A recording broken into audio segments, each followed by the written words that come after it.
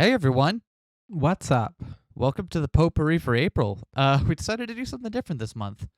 We've been wanting to mix things up and try doing some podcasty type episodes in addition to the other stuff we do for the Potpourri. What are we going to Uh, podcast about? well, I'm so glad that you asked, Vivian. This month, we're gonna podcast about anime and manga, which is stuff that we Wow. love. I had we have just a template of questions here that we'll go through as well. But I also made a call out earlier in the month for people to send us oddly specific questions about anime and manga that they wanted us to answer. And we have some really good ones in here, so I want to start with those since those are way more interesting than the other stuff. Okay. Because we'll get to like our generic questions, like our favorites and whatnot. But this is some good shit here. Okay. Okay. All right. So I'd like to start with an open-ended one that I think we both have some good information on. Metanuma Tom on Twitter asked me, which anime is the most trans? Serial Experiments Lane. Would you like to defend your answer? Yes. So there's absolutely nothing about the content itself, probably, except maybe yes, but I don't have a good theory for that. But just think about what portion of trans women we know on Twitter who have either had a Lane avatar or had the Serial Experiments Lane obsession or tested out using the name Lane. It's a thing. Everybody loves Lane. Let's all love Lane. That's my answer. So nothing about how the themes of like social isolation and finding connection while connected to the internet and how that inherently relates to the trans experience in the modern day. Nothing like that. Just Your explanation makes a lot more sense than mine. okay. I thought that's where we were going with it. And yeah, I do know at least one other trans woman named Lane. Just that's where they took it from. It's now I want to point out that because I agree with you. I think you can't get around it. Lane is the most trans anime. There is no debate on this. It's not. While that may be true, it's not actually a trans anime. If Yeah? that makes sense. Yeah? Like God, I think I can count the number of actually trans anime I've watched on like one hand. Yeah? Because it's like what Wandering Sun, and that's it. I think that's it for unambiguously trans anime. You know what I mean? I love Wandering Sun though. Don't get me wrong, but it also falls into that category of almost misery porn level of like it's a very realistic and heart-wrenching depiction of being queer and young and not really knowing what to do with that information, but also, and it's very good at that. But also at a certain point, as I get older, it's like I just don't want to watch that as much, you know? Yeah. Yeah, I feel Yeah. ya. Off the top of my head, I can't think of another anime we've watched with a canonically trans character in it. Like, there's a lot of cases where you can argue one way or the other, like with Luca in Steins Gate, right? But Yeah. yeah, this is the only one I can think. Oh wait, no, of course, Lily. Oh yeah, Lily. Fuck, how did I forget about Lily? Lily's great. Fake zombie fan here. Yep. No, Lily's fucking great. Yeah. Zombieland Saga. You know what? If you want happy trans representation in your anime, a Zombieland Saga. That's the way to go. How did I forget about Lily Hoshikawa? I'm so sorry, Lily. I think her insert song for season 1 was pretty bad, but her character arc is great. Yeah. So I mean that kind of outweighs the fact that her song is really not that great, which sucks because almost all the music in that show is very good. Remember in season 2 when they just ended the entire show with no, we're doing like a full 30-minute we're doing concert now and you have to watch it, and I'm like, okay, I guess I'm just unironically watching J-pop now. This is what my life has become. Yep. Any other thoughts on trans anime? Either anime that is trans or anime that is trans? Sailor Moon. Sailor Moon is another good one that is definitely trans. Oh yeah. It's got the vibes to it, doesn't it? Yeah, and Anne's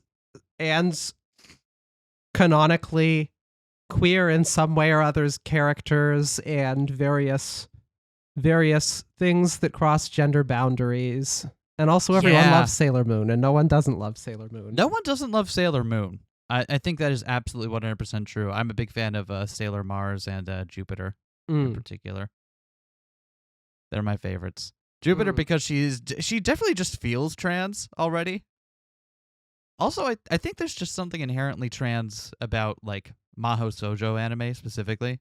Transformation sequence, yeah. Yeah, exactly. Like the feel, like the idea that you can somehow magically become this idealized version of yourself that has all of the power that you've ever want. Not power in the sense of like being able to defeat things, but like you are more powerful for being whole in who you are, you know?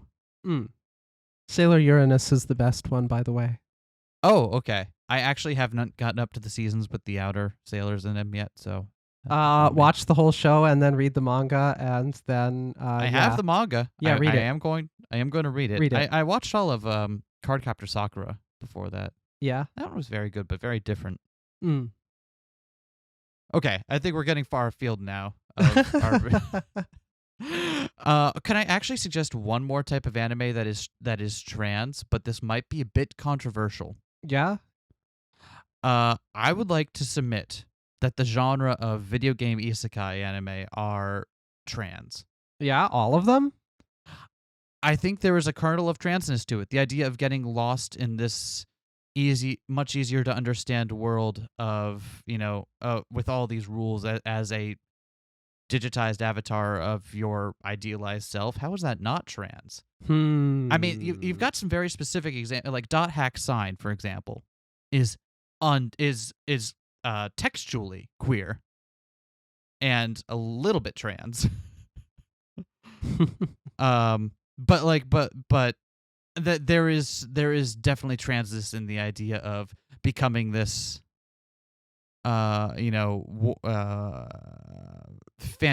fantasy warrior, right? And living out that kind of power fantasy in a world that works by different rules. Oh, and Log Horizon too. There's Tetra. Oh, Tetra.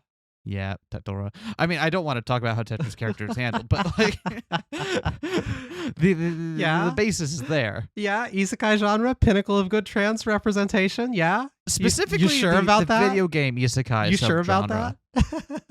Although there is the one we just watched last season. What was that called?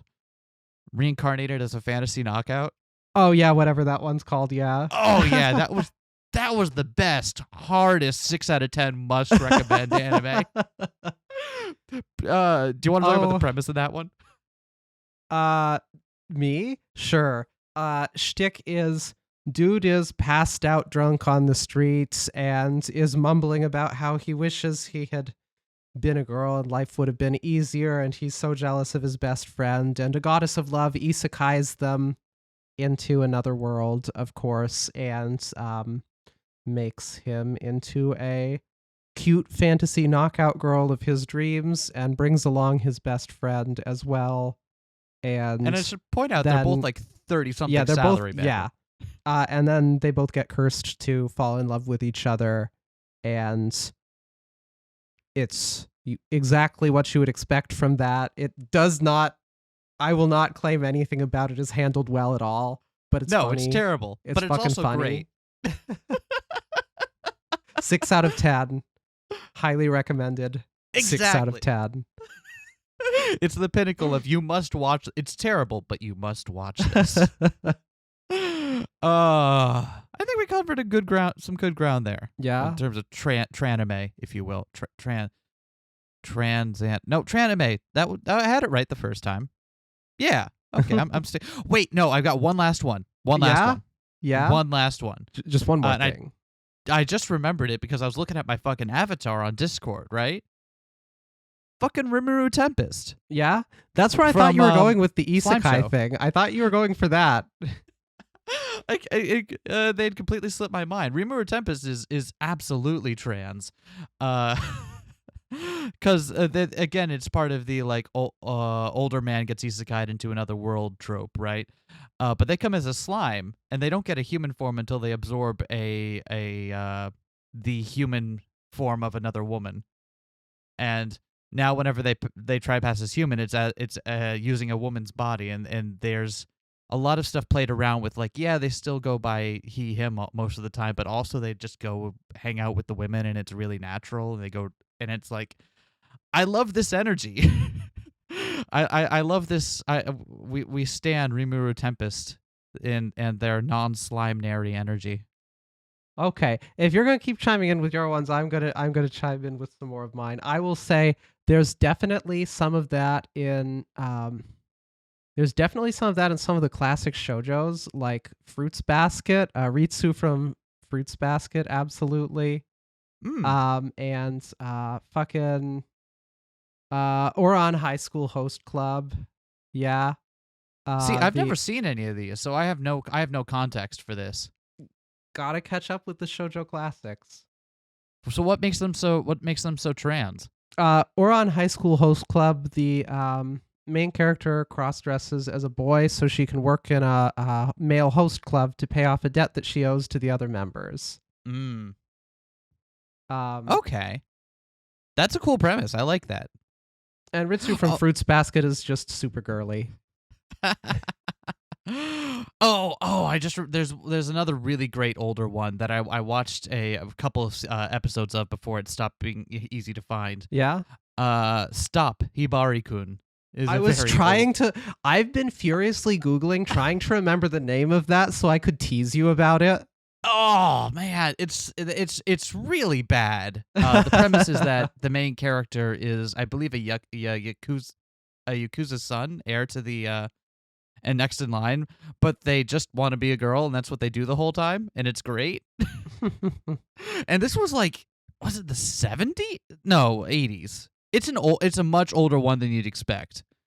And it's just funny.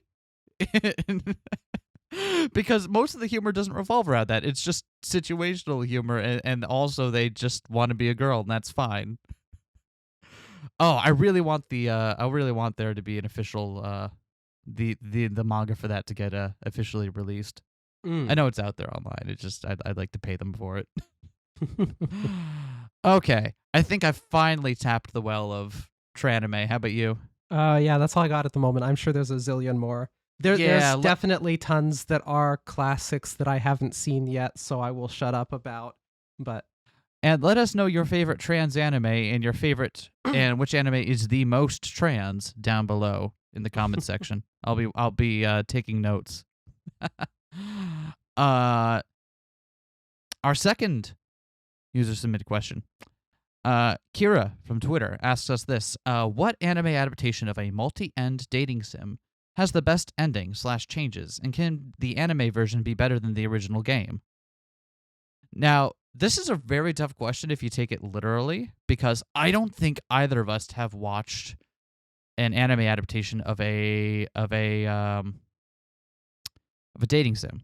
Just like straight up dating sim, like, yeah. Straight up dating sim. And like I asked her, like, are you using, I followed up with them and said, like, hey, are you using the strict definition of dating sim? You know, the kind that have like the social sim stuff where you're juggling stats and going day by day and whatnot. Like, no, just any VN with romance. And I'm like, okay, that still doesn't help me a lot.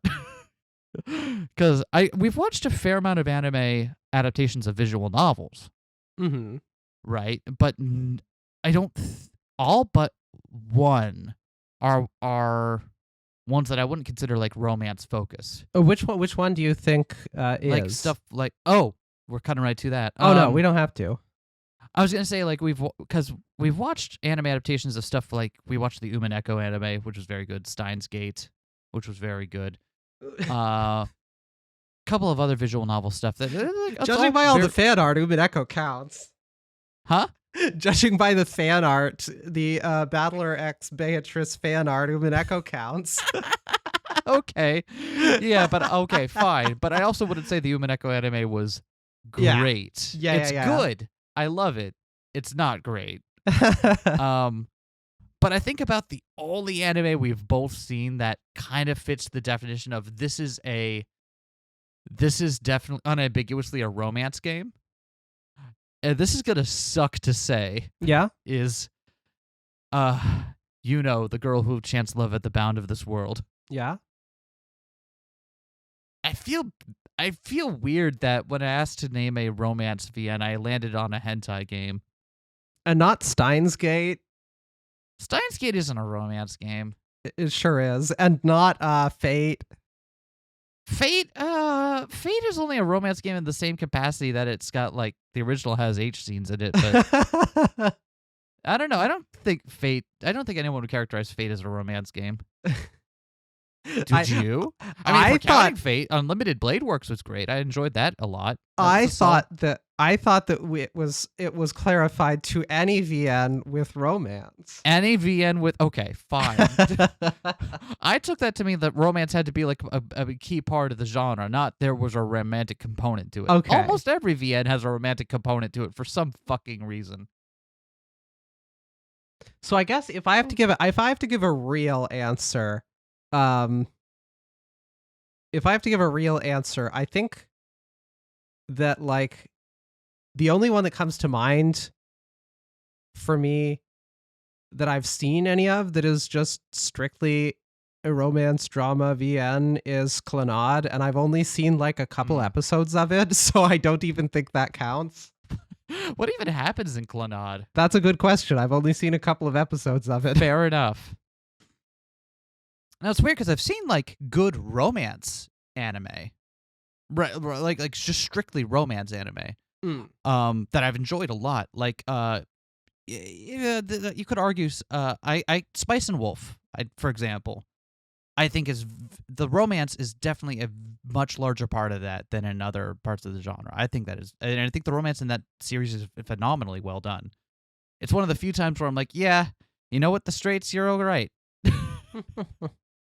I think my favorite, like, purely romance anime though was Netju no Susume, right? That one was good. That one was unexpectedly very good. What is the English version of that? It's Recovery of an MMO Junkie. Recovery of an MMO Junkie. Thank you. If you're looking for like a short, like, what is it, 12-episode anime with that like focused on a 30-something woman trying to find love on playing an MMO, give it a try. It's really good, actually. And really sweet. I enjoy it. It's straight, yes, but but I really enjoyed it. Something being like, midlife and being a little bit frumpy and washed up, and I'm like, I can relate.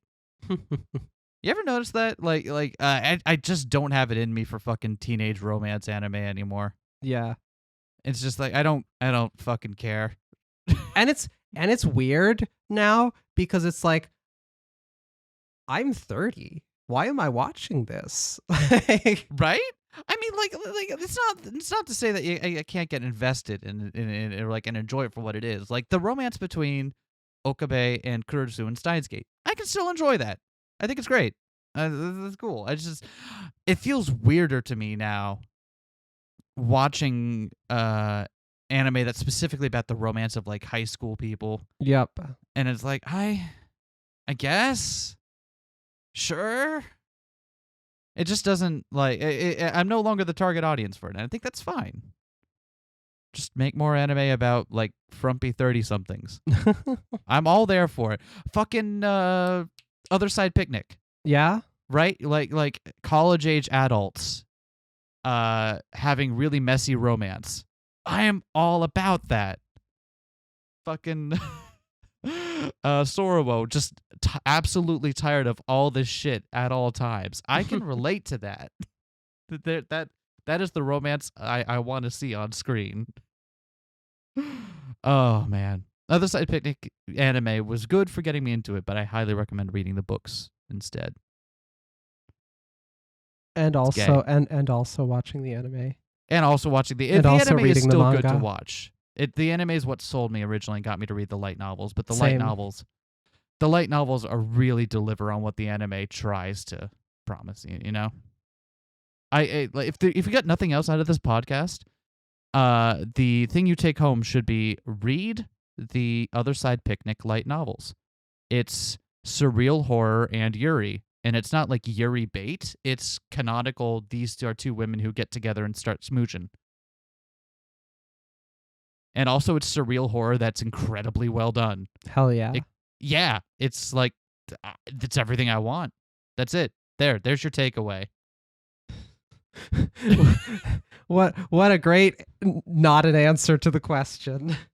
I mean, the answer I have is fucking okay? That's it. It's not even a good anime, but I watched it. It's a romance game. It's an anime adaptation of a romance visual novel. I thought it was a sci-fi visual novel. It's both. It can be both. Oh, it can be both then. But why couldn't it be both? Why can't Steins Gate? Because Steins Gate isn't actually a fucking. Are we doing this? Are you really doing this to me? Oh, you know what? No, here's another one. Yeah. Wolf Children. Ame and Yuki. The film. That is a good film. That is a very good film, and the focus is the romance between the mother and father. There you go. There's a good romance thing. Oh, wait, hold on. We looked over one which I guess is technically an adaptation of an Otome game. In universe anyway. Oh. Oh yeah, I'm talking about what is the name? I've my anime list has the Japanese romanizations up here. It's My Next Life as a Villainess. Here we go. All roads lead to doom. That season 1 at least was a great romance show, and it's in universe. It's the adaptation of an Otome game, so we all love Baccarino, right? Indeed. Premise of the show is that a young woman gets isekai'd into an Otome video game where she becomes the villainess, which side note has apparently become like popular enough that that's its own subgenre now. Like this was the first, but apparently that's its own subgenre. Because why wouldn't it be? Yeah, right. Anyway, the whole thing is her being accidentally creating a bisexual harem of everyone and everyone else in the game, and it's great.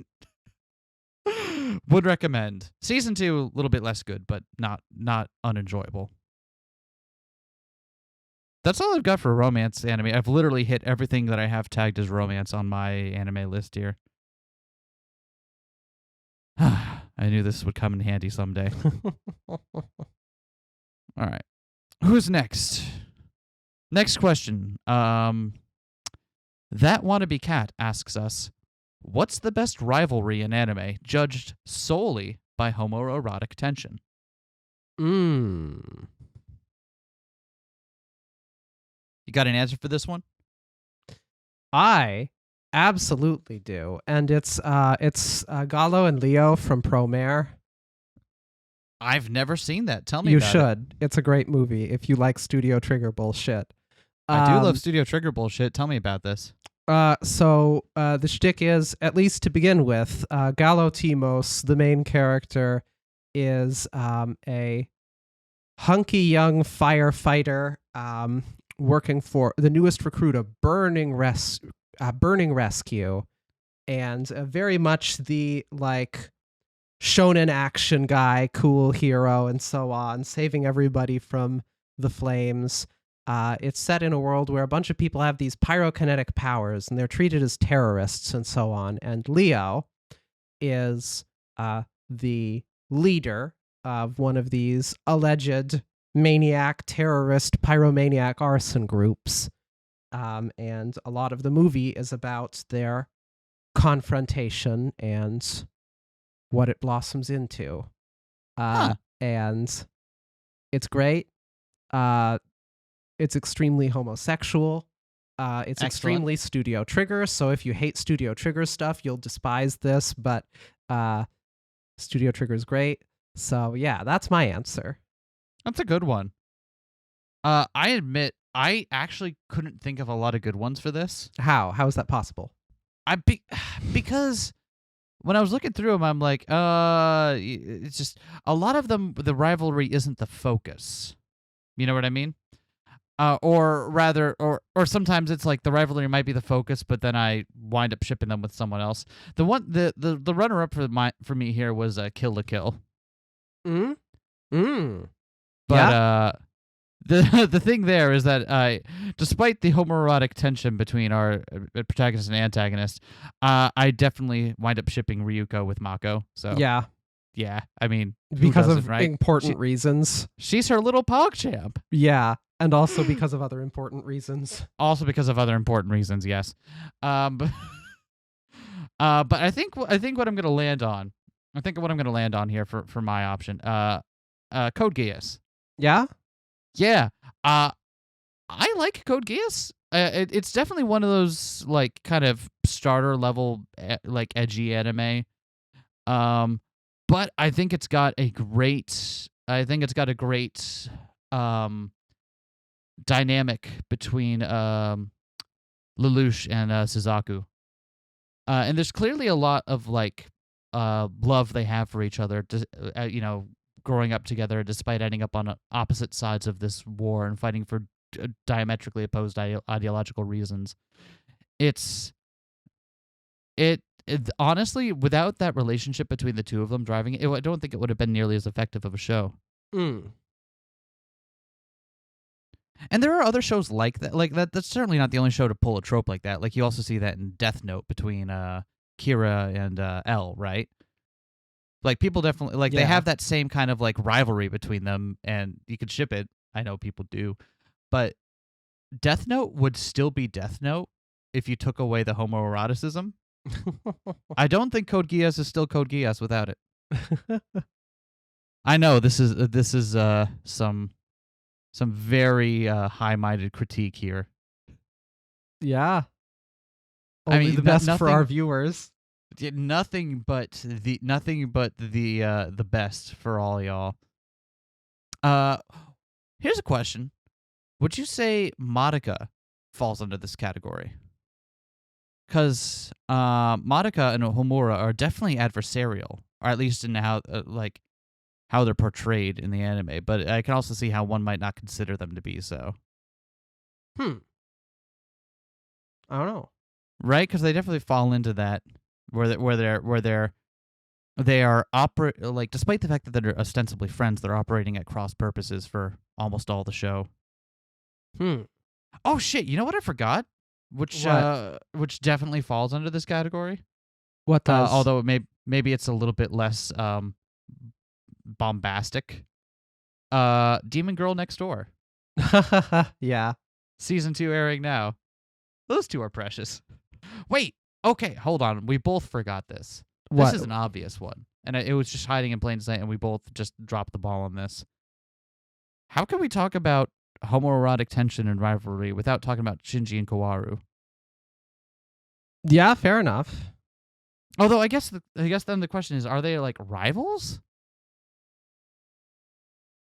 Shinji definitely compares himself a lot to Kaworu. But maybe it's unfair to maybe it's unfair to characterize that as a rivalry.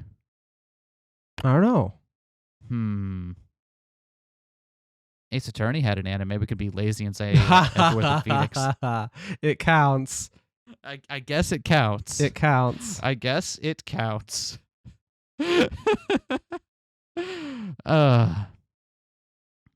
else we got? Okay. We've got two separate questions here from Mosca Blanca on Twitter. Okay. Who asks, first question is, why is Lane objectively better than Steins Gate? Lane dares to not make any fucking sense, and that's why it's amazing. I mean, here's the thing: is that like Lane is just better than Steins Gate. I love Steins Gate. I am a big science adventure fan. Lane is just a better anime. There's no question about it. You gotta respect any show that takes the time to have a 15-minute guitar solo while someone just voiceovers about Vannevar Bush's invention of the Memex and like alien visitation and so on and whatever. I mean, it is possible to go too far in the other direction with that. Is it? Like so I think yet. What? Is it? Haven't seen it yet. Texanalize? Okay, yeah, it is possible to go so far too far the other direction. Are we really arguing this? So I think there's and like stuff like ergo proxy too, where you get so far up your own ass that it stops being effective, right? Mm. So I think there is something to be said for the balance that Lane strikes between its surreal, like high-minded philosophical kind of musings and still keeping the story grounded enough to be engaging. So yeah, it's just a better anime than Steins Gate is, because Steins Gate is very good, but it's also Steins Gate is very good, and it has one very unfortunate joke that it likes to repeat on and on. Steins Gate also has the problem of being kind of Seinfeldy. You know what I mean? Like it certainly it wasn't the first to do its time loop thing, but especially nowadays where time loops are having a kind of a resurgence in popular media, it definitely feels a little Seinfeldy, where it's like, oh yeah, everyone followed the leader after it. So I know Steins Gate wasn't the original, like that can go all the way back to but it's hard. It can, if you're watching it for the first time now, it can be a little difficult to appreciate it. Mm. Now, you might realize that was an easy question, not at all hard. So I asked like, hey, just giving us softballs, and they followed up with, okay, so why is Sword Art Online as accomplished as Evangelion? I'm tapping out. So okay, so I think there's an argument to be made for this in terms of cultural impact. Yeah. Okay. I can't. I don't think you can argue this from quality, and no one will argue that Sword Art Online is a better quality anime than Evangelion. But I think you can argue that Sword Art Online has, if not greater, at least an equal amount of cultural influence to Evangelion. Okay. And I think that is evidenced by the sheer number of follow the leader VR MMO isekai anime. Yeah. And infinite spin-offs and merch, right, and whole cultural industry there. Yeah, it's a fucking juggernaut of merchandise. It just keeps going. And there are so much. It's not the first. I don't think it's the first. I'm pretty sure like other anime like Dot Hack Sign predate it. But it is certainly the moment where it got solidified. It became the representation of this genre, right? And all of the video game anime that come after it are, like in ways large and small, are indebted to it. Even the ones where like it's not, even the anime where it's not like an isekai, they still have a. You can still feel the influence of Steins Gate, of Sword Art Online in what they do. Yeah, I think that's about the best argument you could make for that. Fair enough. Yeah, I don't think you could torture any other argument out of me on that one. Don't get me, I love Sword Art Online. It's a guilty pleasure of mine. I think season 1 is very good, and I think the Alicization arc is also very good. But I will never say that it is better than Evangelion. Evangelion is fucking sublime.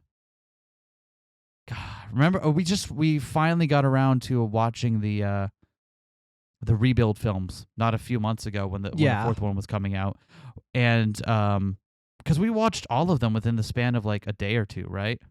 Yes. Yeah, that was a fucking emotional experience, let me tell you. That like Sword Art Online wishes it could be that poignant. Or maybe it doesn't. It's just sometimes it's okay for stuff to be silly and for its own sake. But I don't ever tear up while watching Sword Art Online. Evangelion makes me cry like a fucking baby.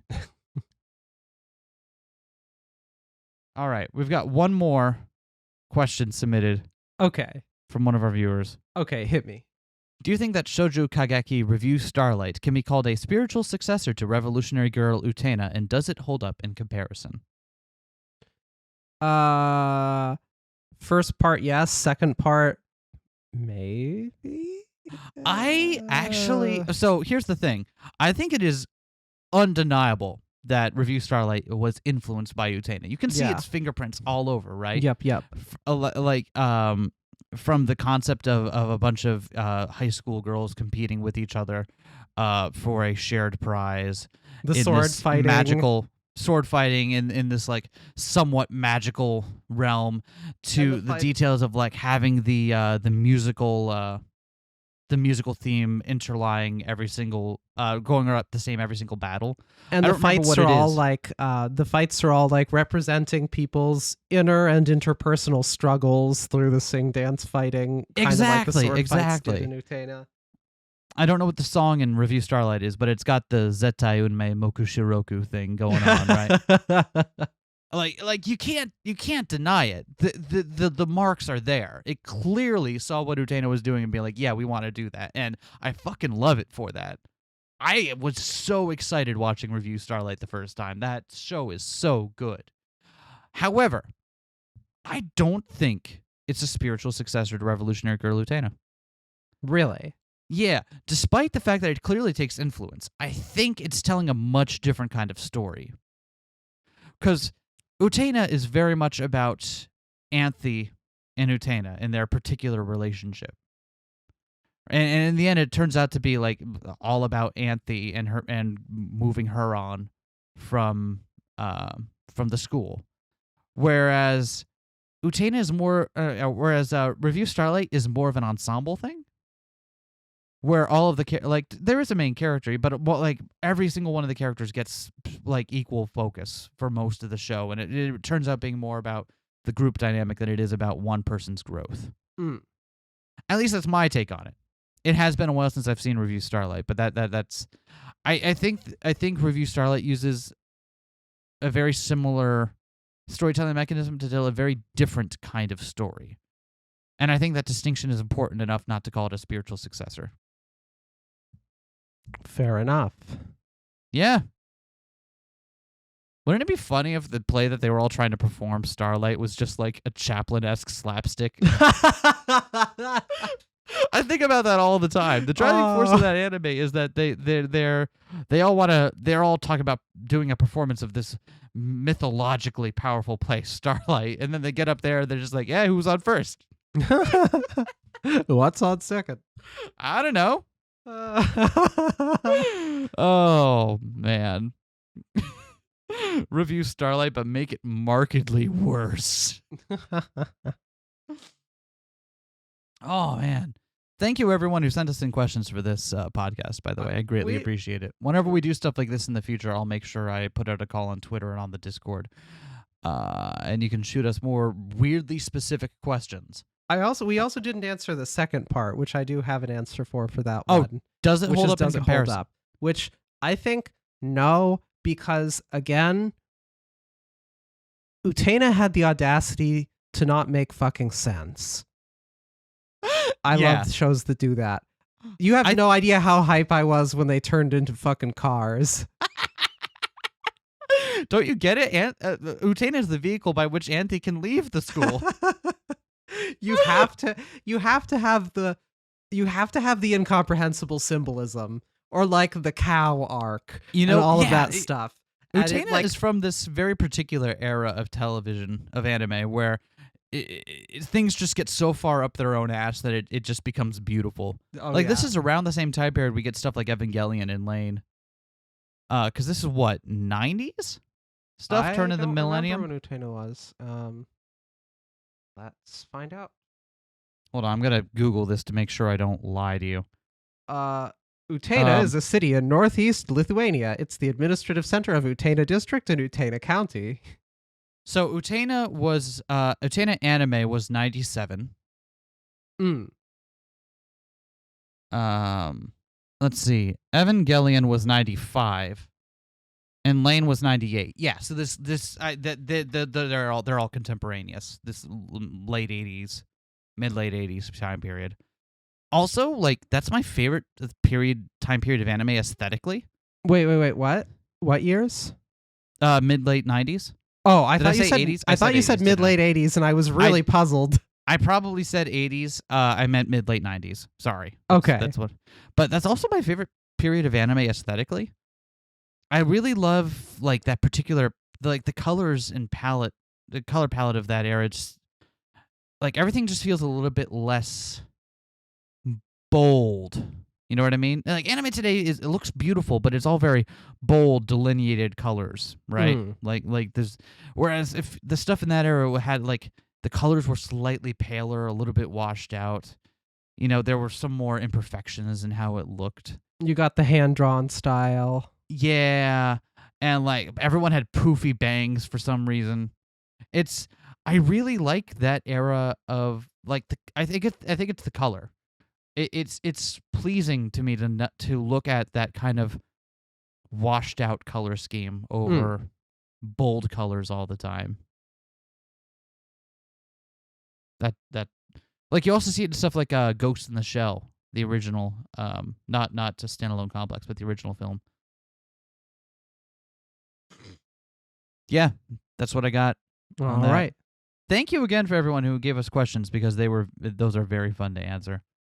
We do have a couple of other things because, of course, we can't let something like this go without going over basics of like our favorites and whatnot.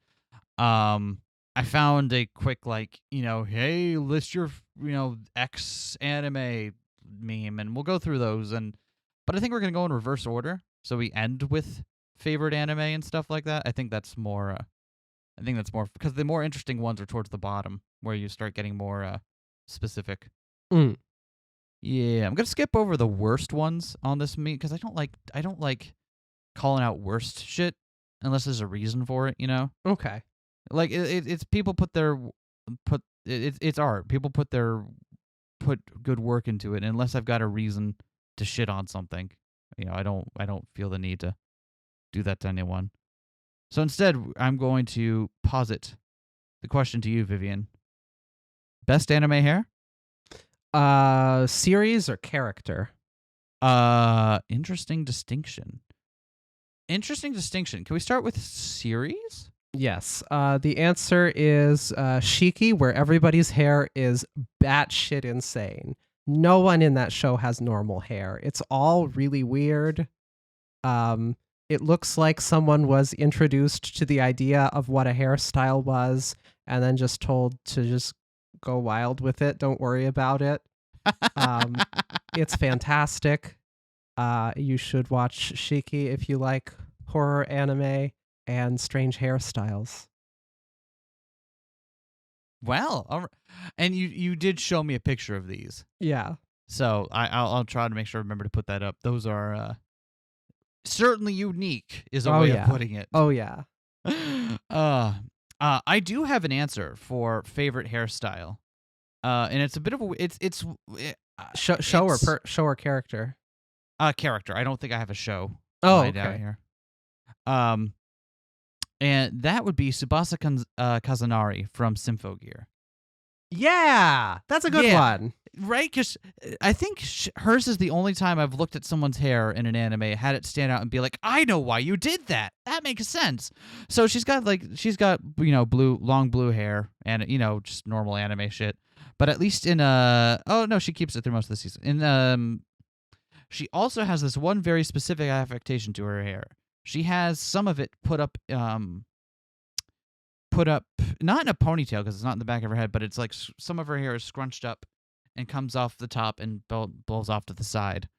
And it looks like instead of having an ahoge, like she just started bunching up some of her really long hair on top of her head and turned it into a ahoge. But the reason I like it is because it very intentionally looks like a music note. I understand exactly why they did that.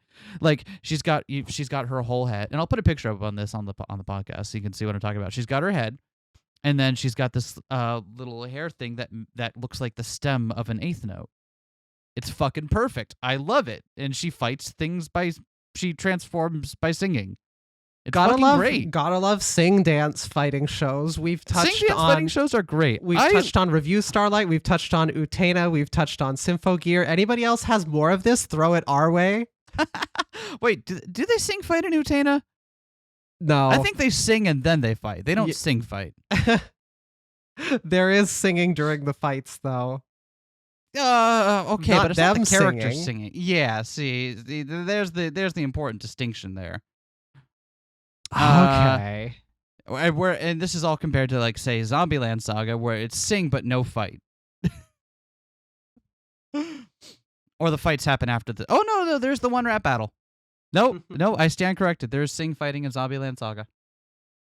Watch Zombieland Saga, I think, is the takeaway from this. Oh, yeah. Do you have a specific character for best anime here?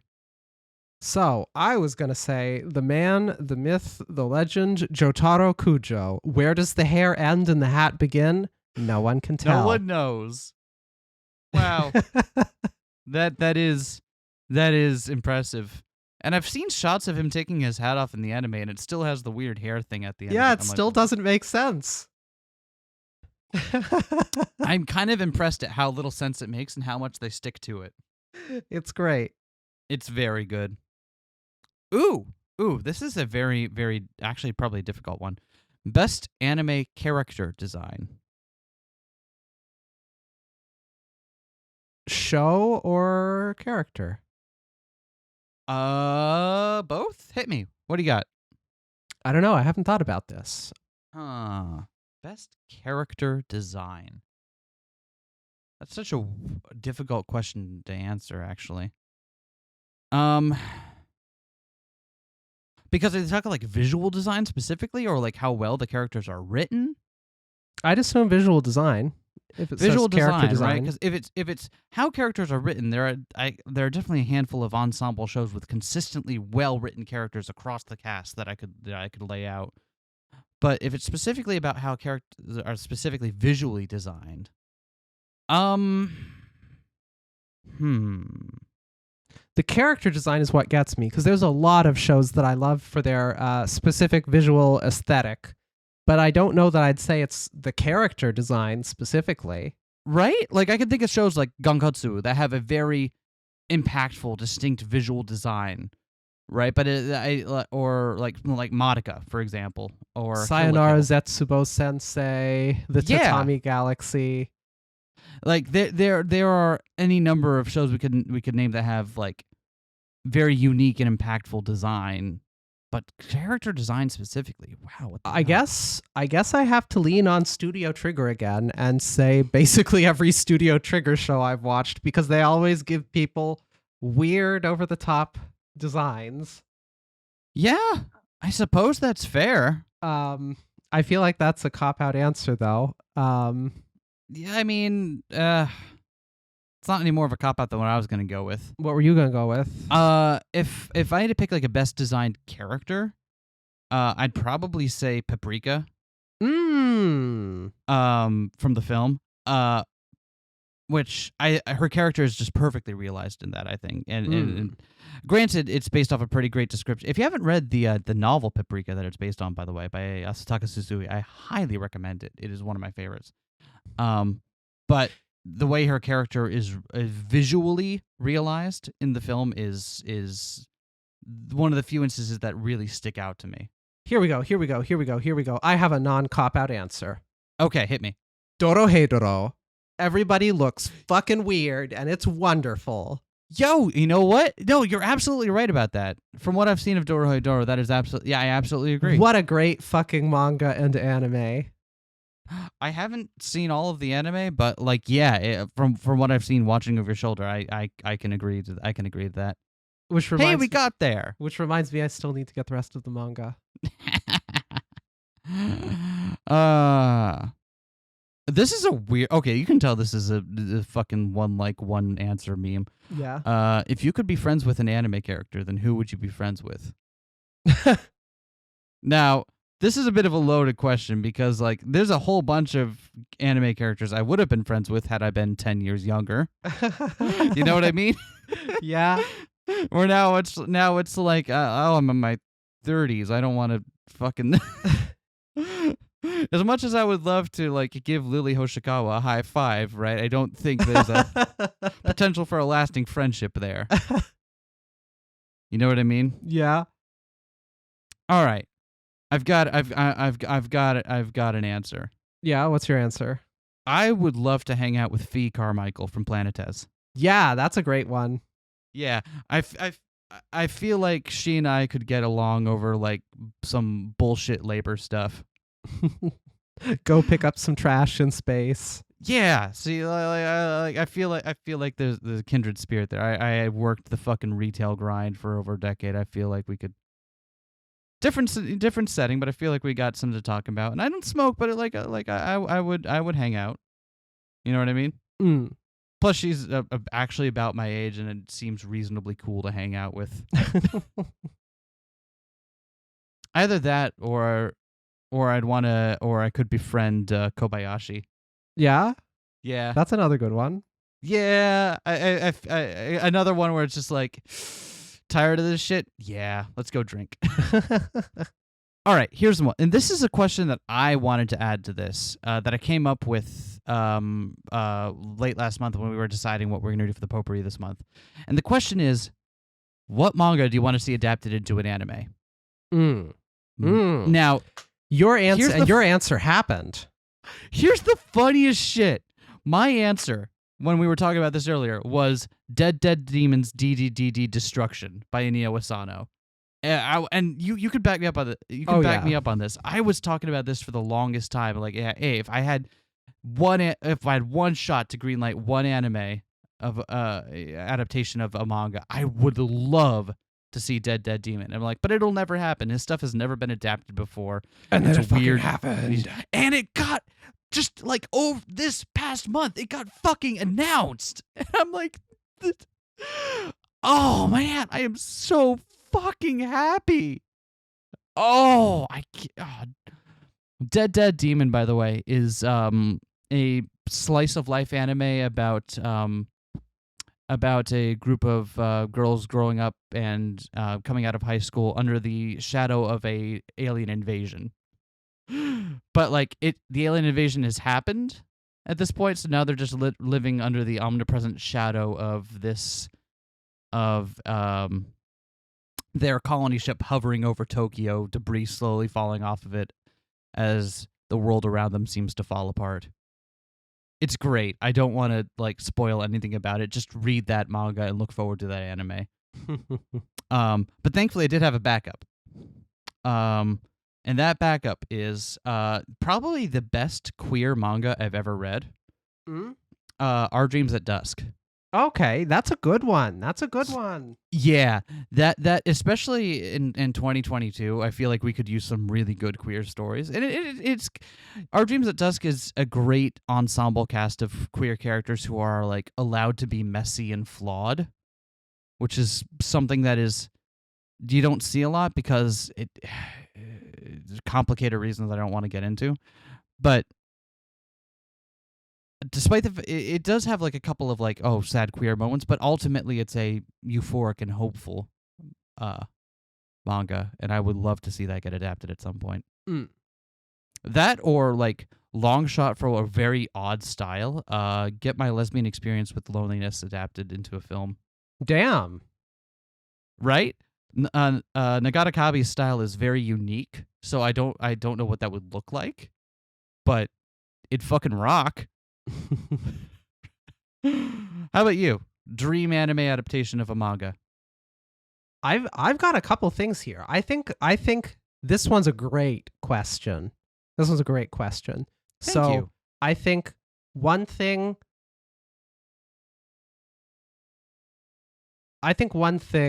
that would be sick as an anime is fucking After Hours. Yo, you are absolutely right. Do you want to tell the people what After Hours is?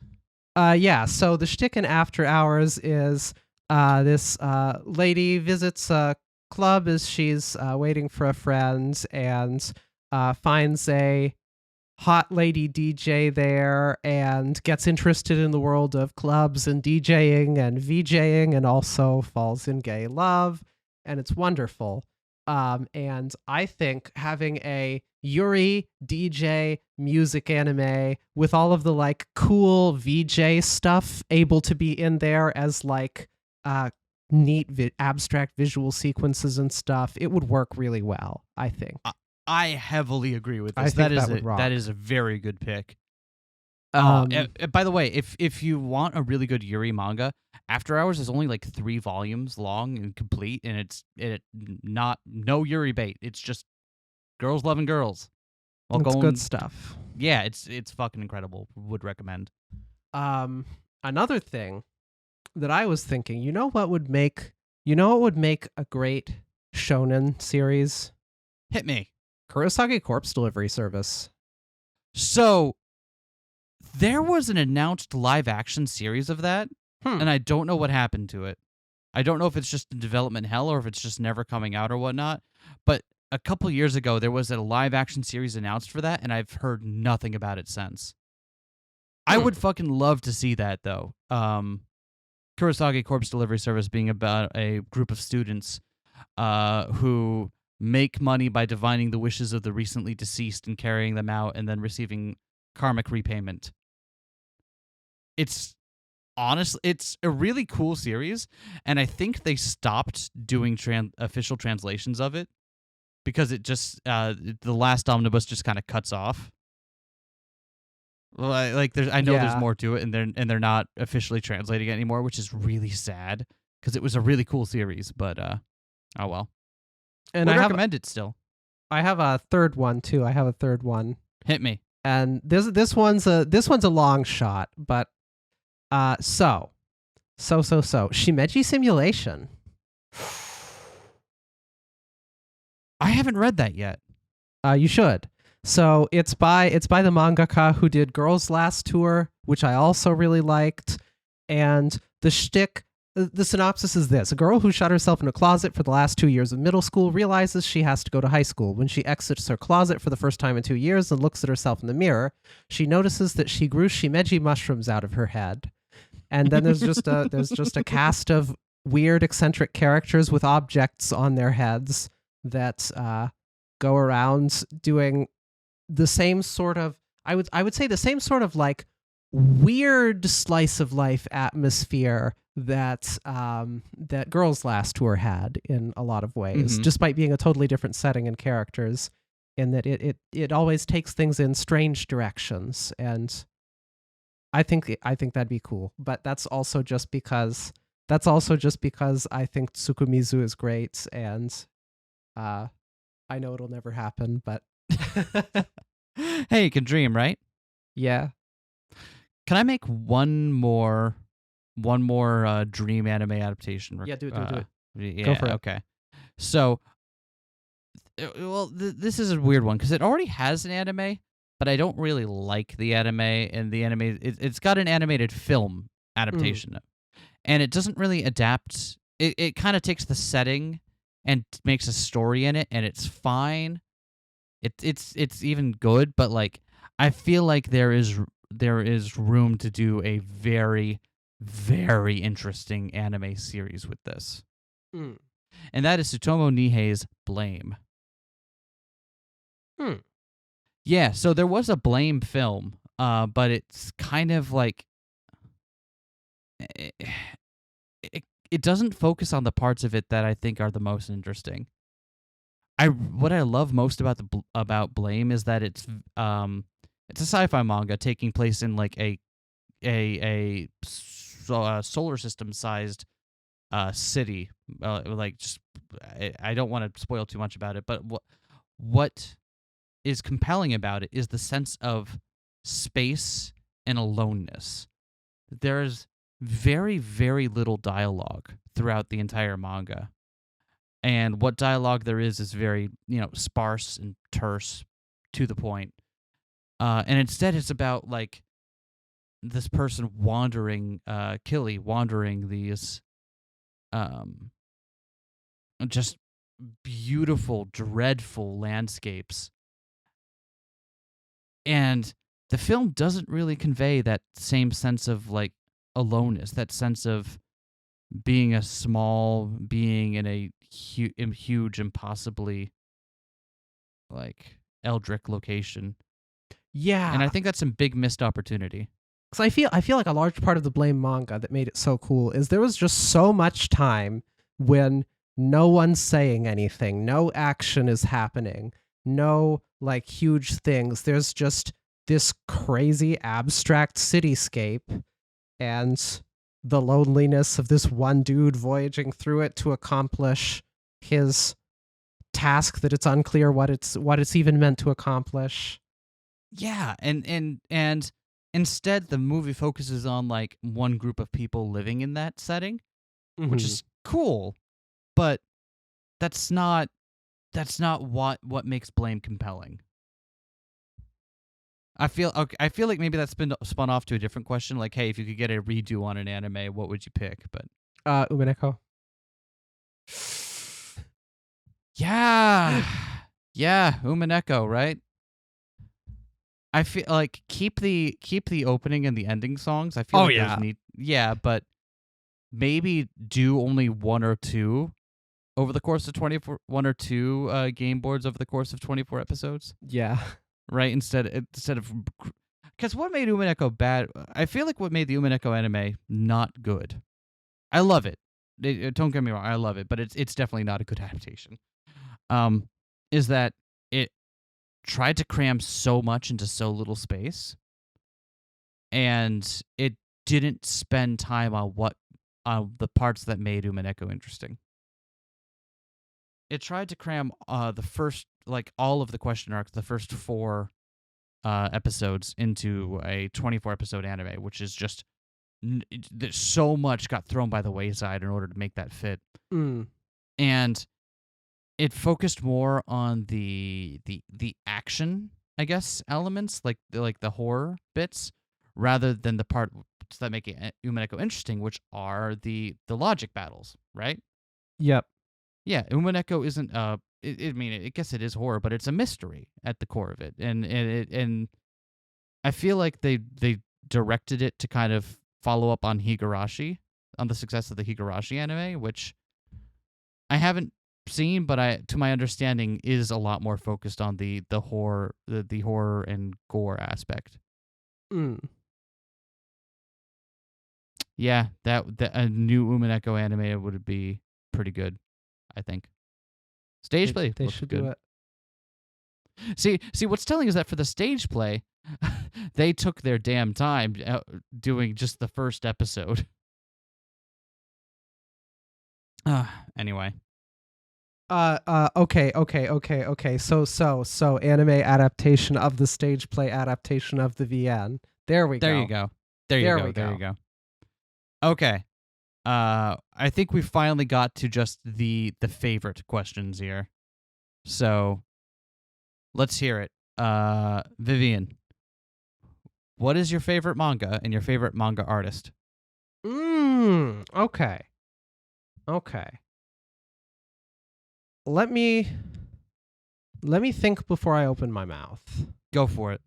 Let me think before I open my mouth here. While you do that, I know I have a couple of manga artists that I would consider to be among my favorites. Ones who I go out of my way to find all of their stuff in translation and grab it.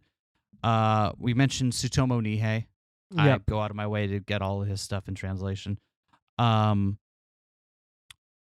Junji Ito. I feel everyone loves Junji Ito, right? But like, I go out of my way to make sure I grab everything he's got because Junji Ito's really good. No one's gonna argue with that, I hope. Inio Asano. Inio Asano. Yep, we've got a big library of his stuff. Satoshi Kon. Yep. I got a lot of his manga stuff as well. It's not a lot, but I make sure to grab it. Nagata Kabi. Grab all of her stuff. Her work is painful and affecting in a way few other are. Like her and Inio Asano, I feel like are the manga artists I read the most and feel like, okay, they're getting at something that I understand. that connects to me on a level that is a bit too much at times. I think those are the only like mangaka that I really follow by name, you know? Okay. Um, I'm still trying to think on who else I follow. I know there's various Yuri authors I follow, like Nakatani Neo from who did Yagate Kimi ni Naru. Fuck, I'm blanking on all of these. Authors. Take your time. Kano, who did Kiss and a Lily. What's the full title of that one? A Kiss and a White Lily for My Dearest Girl. Hey, did you know it's a Yuri? I couldn't tell. What gave you that impression? I don't know. It seems kind of sus. Morishima Akiko. Who do they? What manga do they write? Morishima Akiko did Rakuin no Joken, Ruriiro no Yume. I think I'm not familiar with any of these.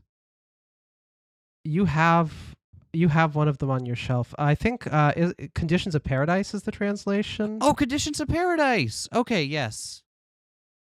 Oh yeah. Okay, so yeah, as soon as you mentioned what they were working, I didn't have the author's name in my mind, but yeah, Conditions of Paradise. Yeah, that is some good Yuri stuff. All right, so now that we got our favorite manga authors out of the way, what is your favorite manga series or standalone? Sailor Moon. Yeah? Yeah. Can't argue with that. I think it's the only thing I have as a 10 out of 10 on my anime list. Really? Wow. Yeah. Interesting. I've got a couple that I would rate like a perfect 10. Yeah? Yeah. I think I have talked about this one before, and when it comes to manga, this is far and away my favorite. Planetes. That's another really good one. Good one. And I think part of it is that it has a lot of things that speak to me specifically. It's got the loneliness of being out there in space, right? It's got a big ensemble cast of diverse characters. It focuses mostly on it uses the actions of small intimate groups of people to tell world-spanning stories. It focuses on the psychological nature of like its core cast of characters, and it's beautiful. If you've ever wanted to read about trash collectors in space and the particular kind of people who would be drawn to that, and you do want to read about trash collectors in space, you don't know it yet, but you do. You do want to read. Planetes is my favorite manga, bar none. There are a couple of other ones I would consider like favorites, but they're mostly ones we've talked about. Stuff like My Lesbian Experience with Loneliness is nigh perfect. I've talked about my intense love for Dead Dead Demon. God, yeah, I'm so happy that's getting an anime. Our Dreams at Dusk. I really love. I no matter what it is, it really comes down to me loving sci-fi. So, Blame, Aria, Ghost in the Shell, Satoshi Kon's Opus is very good. That kind of stuff. I don't have a ton other than folks we've already mentioned. Okay. I guess I can't not mention Ghost in the Shell. Yeah. I can't Ghost in the Shell is just fucking beautiful, and you can't go wrong with it.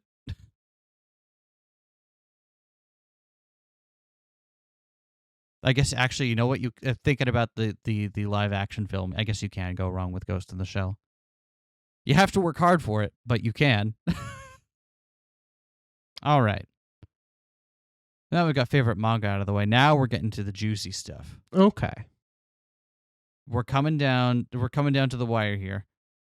Gonna need your favorite anime. We've talked about favorites in particular stuff and whatnot, but cards on the table here. What is your favorite anime? I'm going to say you have to name one, and then we can talk about some of our runners-up, but you got to name one. Just one. That's tough. You got to name. We'll allow each other time to go through our others, but our runner, because I know I've got maybe like 10 things rated 10 out of 10 on my anime list. If I have to name just one, it's Evangelion, which is a boring answer, but accurate. Okay, here's the thing. If I had to name one, it's also Evangelion. Wow.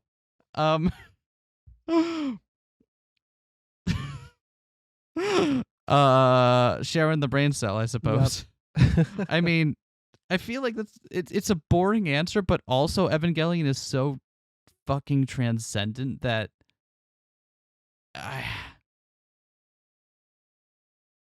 I'd also be remiss to not like.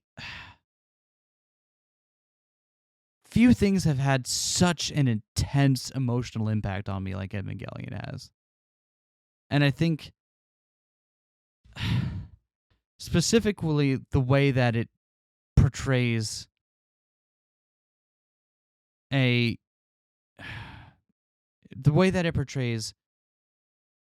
young boy struggling not just to find his place in the world, but struggling to and with with depression, and like that's the surface level of it, right? Everyone knows that, but specifically the way that it's about Shinji trying to find the ability to love himself. That is the part that puts it over the top for me. The part where it circles back and brings like to Shinji's with Shinji's state of being and being like, no, this is about you needing to take care of you more than anything else. The fact that that's the message at the end of all of it is what that's really what sold it for me. We could sit here and talk all day about like the beauty of the animation, especially in like the rebuild films, the use of music, the writing. It's just, wow, cool robot. Wow, cool robot. I guess it would have been weird if it wasn't Evangelion, huh? What else do you have at 10 out of 10 on your My Anime list? Number of things. A number of them we've already mentioned, like Gankotsuo and Lane. Yep. I also have Gankotsuo and Lane on mine as a perfect 10. Time of Eve. Time of Eve is a good one. I think I have that just below a 10 on mine, but Time of Eve is a phenomenal show. I love the shtick of sci-fi things that are actually just a slice of life that is in a sci-fi setting, and the sci-fi stuff is kind of secondary background. If you've ever seen, I would say the closest thing to like is think about something like Valhalla. Time of Eve is a sci-fi slice of life taking place in a cafe and just meeting various groups of people that wander through there. And it is phenomenal. Phenomenal. The Tatami Galaxy is another great one that I still haven't gotten you to watch. I feel like Tatami Galaxy is the biggest current gap in my anime knowledge. The one that I'm like, every time you mention it, like, yeah, I gotta fucking watch the Tatami Galaxy, don't I? It's cool. It's weird. I think you should watch it, etc. I have Kara no Kyokai up there, but it's probably not realistically that good, but I just love Kara no Kyokai. I like Kara no Kyokai, but the quality between movies is definitely yeah. It varies. That's fair. Like fucking spiral building film. That one is amazing. Oh yeah. And then there's some of them where I'm like, I could take it or leave it. What I found interesting, actually, looking at this now, is that the number of films in that I've rated perfect outweighs the number of shows That makes total sense. It's easier to make a perfect film than to stay perfect for like 12 hours worth of episodic stuff. That is true.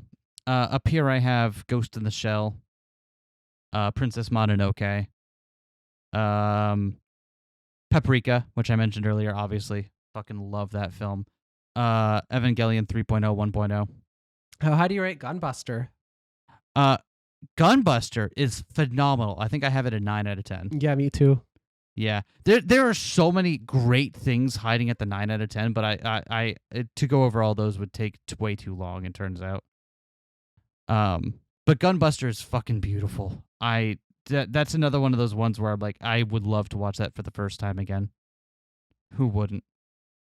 Probably the one that might be least.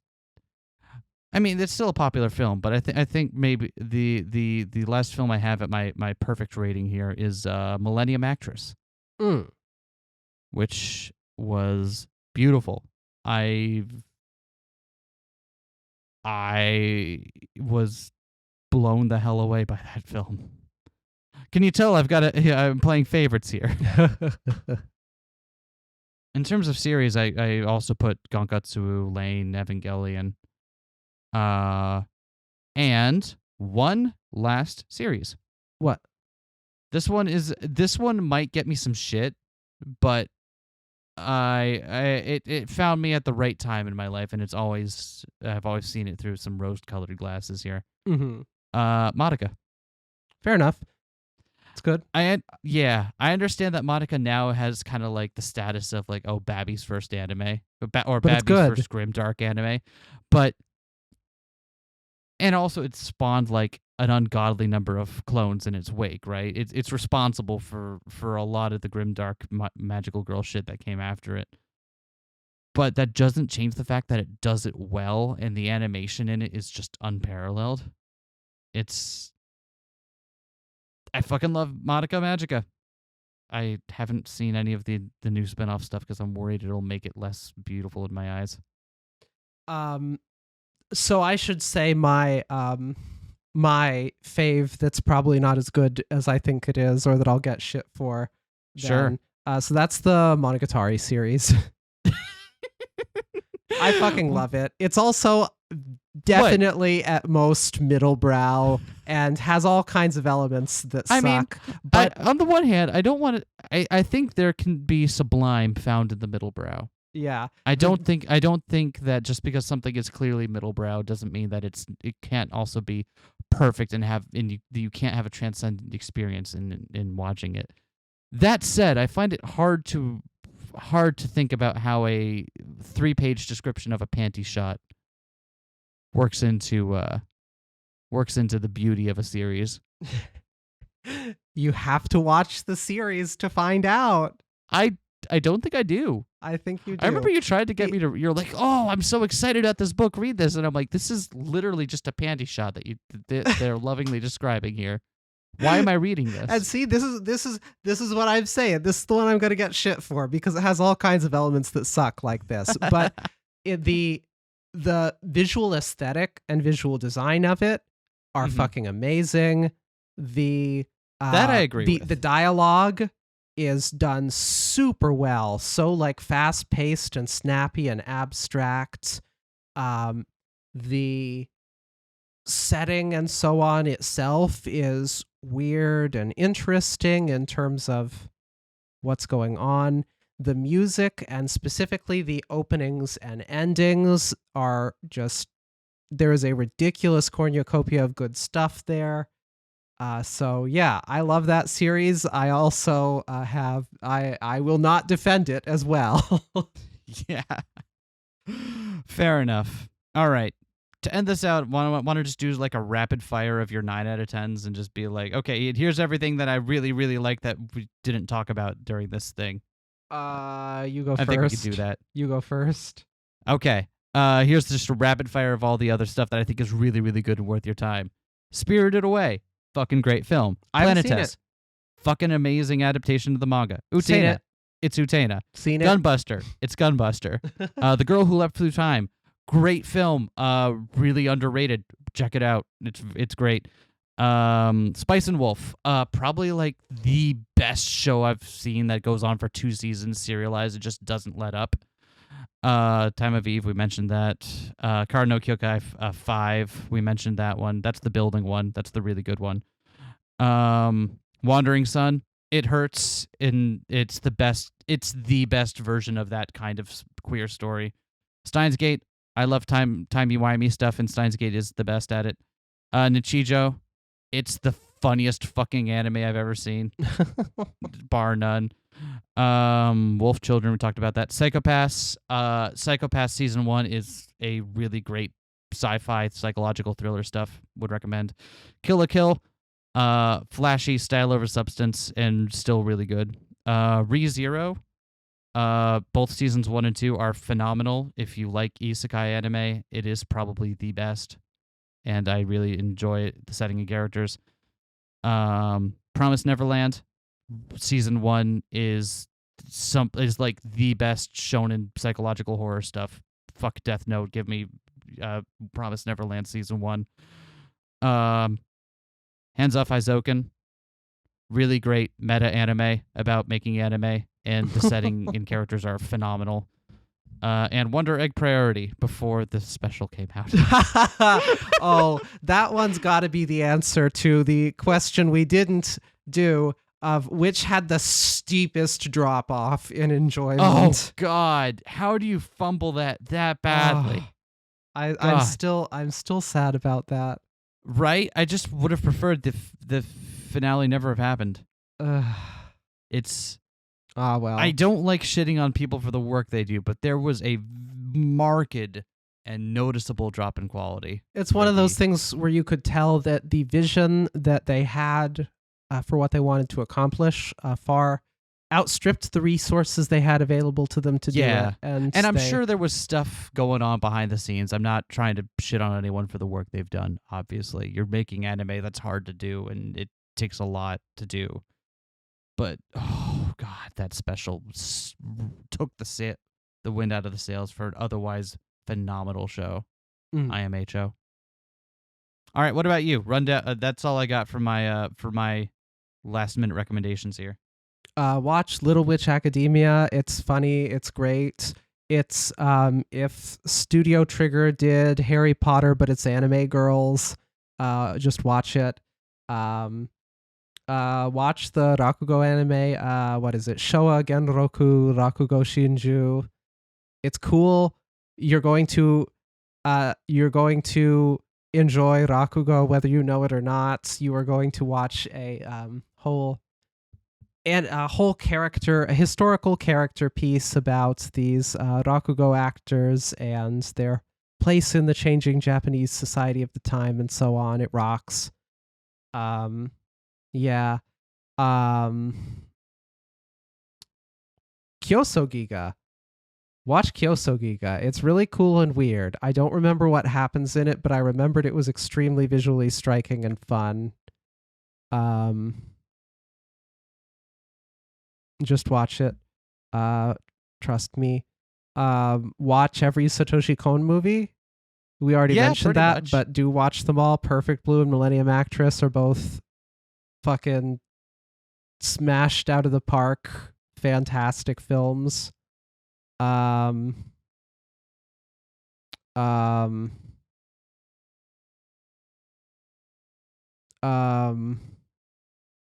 JoJo.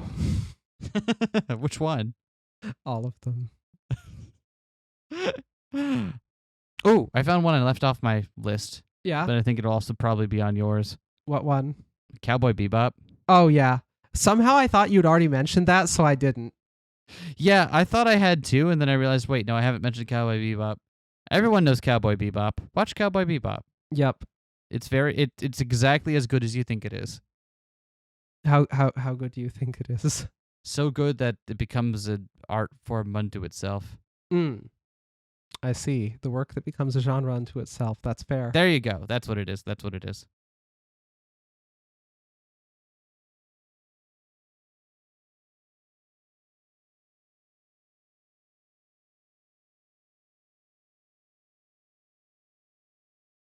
Any more, or should we call it there?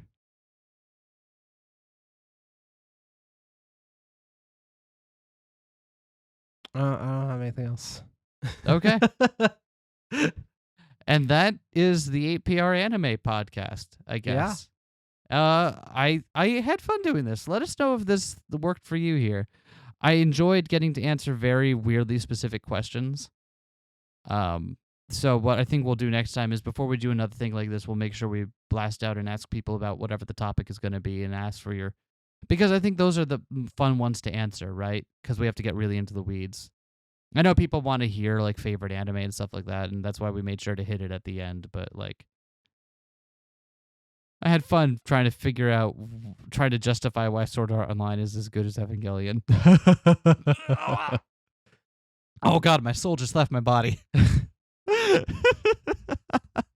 Thank you for watching the semi-regular podcast. We might do this on another potpourri sometime. Yeah. Hopefully you'll enjoy it. Ciao. Bye.